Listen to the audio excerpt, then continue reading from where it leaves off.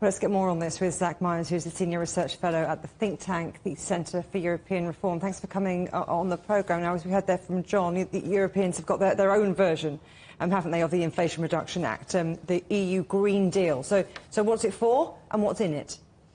Yeah, so, I mean, the problem that the EU perceives is obviously that the Inflation Reduction Act is going to vacuum up investment from Europe and transplant it all over to the US instead, because companies will just be so keen to get access to these tax breaks and other subsidies. And so the EU's idea is, well, we'll fight fire with fire, we'll grant our own subsidies and we'll stem that tide.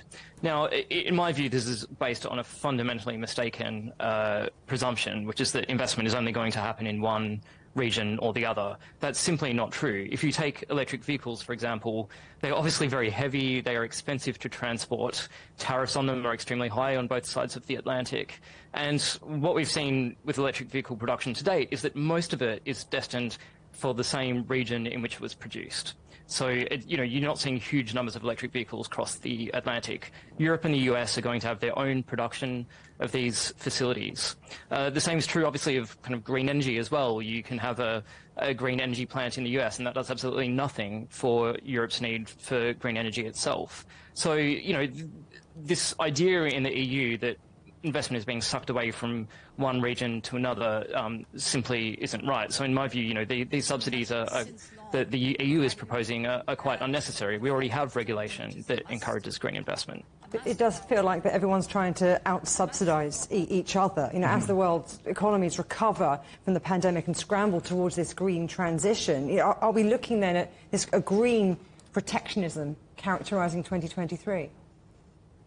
Yeah, I mean, I think that's absolutely true. In the US, this has been a huge problem, in particular because Biden really struggled to get the Inflation Reduction Act through. It had various different guises over months and years, and in the end, the only way he could get enough, even Democrats kind of passing it through Congress, was to combine the interests of trade unions who wanted to kind of keep employment within the US, local businesses. There was a degree of national security interest, which is why, supply chains are being moved out of countries that are perceived as risky. And then, of course, the environmental lobby. So the US form has, very much been driven by politics rather than a purist approach. If all you cared about was climate change, you'd be happy for this investment to take place wherever was most efficient.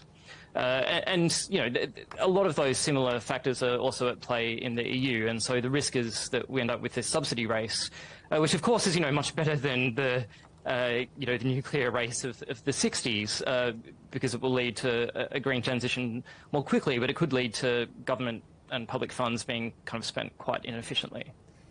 I mean, it's all very well, though, having this great big plan that's meant to be universal and that's meant to level the playing field, but not everyone's going to be able to match Germany's subsidies, France's subsidies within the European Union. So it's completely imbalanced, isn't it?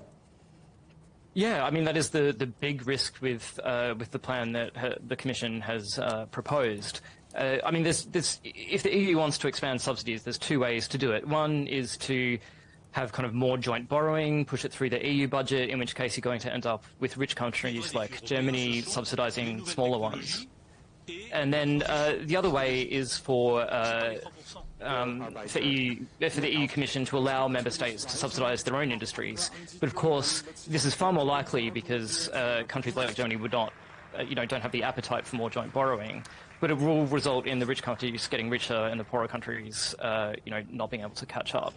I think there are aspects of the plan which don't focus so much on increasing subsidies. They focus on making it easier for green infrastructure to get rolled out, so easier permitting, for example. That sort of stuff seems like quite a good idea to me. But you're quite right that the risk here is of kind of fragmenting the European single market. Zach Meyers, always a pleasure talking to you. Thank you very much for your insight.